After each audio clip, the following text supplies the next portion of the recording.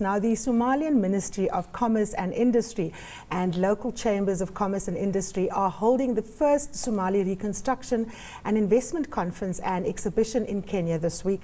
Joining us now from Nairobi to discuss the business case for investment and reconstruction in Somalia is Mohammed Ali Americo. He's Somalia's ambassador to Kenya. Good afternoon, Mr. Ambassador. Thank you so much for joining us here on Beyond Markets. How do you make the case for investment in your country, given the fact that there's so much risk attached to investing in Somalia? You battling Islamist militants in Al-Shabaab, you have a new fairly weak government. What is the kind of incentives that you're putting on the table for business to come to Somalia? Thank you for having me. Yesterday we had the first Somali Reconstruction and in Nairobi. Last year, Somalia, we had elections for the first time. We have a president, a parliament, and prime minister and cabinet. From then, the last few months, there's peace and stability coming back to Somalia. A lot of cities and towns were liberated by the Somali National Army with the help of AMISOM troops, contributing troops and Ethiopian forces. That has made it that a lot of construction taking place inside Somalia. A lot of business people were going back to Somalia. That's why we made this conference yesterday and today, where a lot of companies, over 55 companies, came there and exhibited, showed what they do, and wanted to do business in Somalia. Now, of course, the exhibition is happening in Kenya. Is there a specific reason why you're holding this conference in Kenya and not in Somalia? Does it have to do with the fact that it's safer in Kenya, or is it about trying to build Somalia into the kind of East African region at an economic level?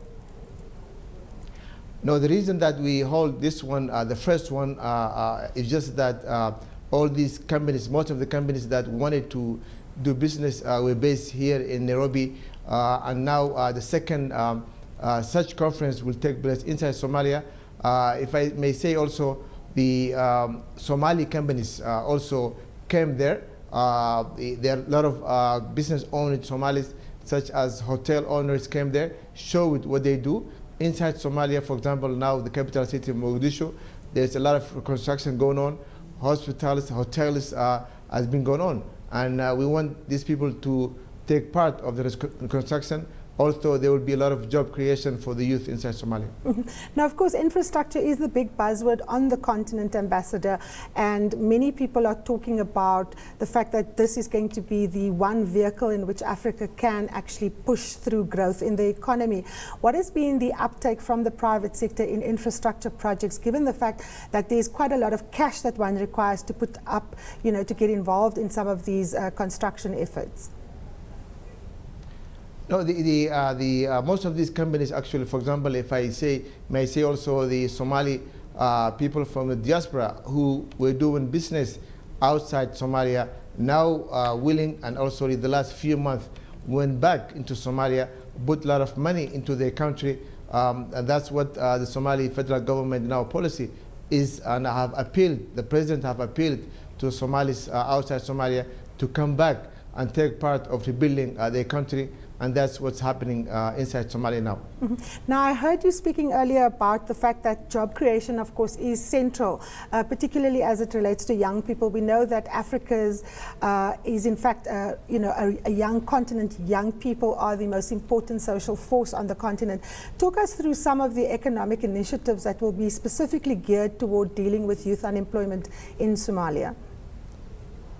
In Somalia, for the last over 20 years, we had civil war.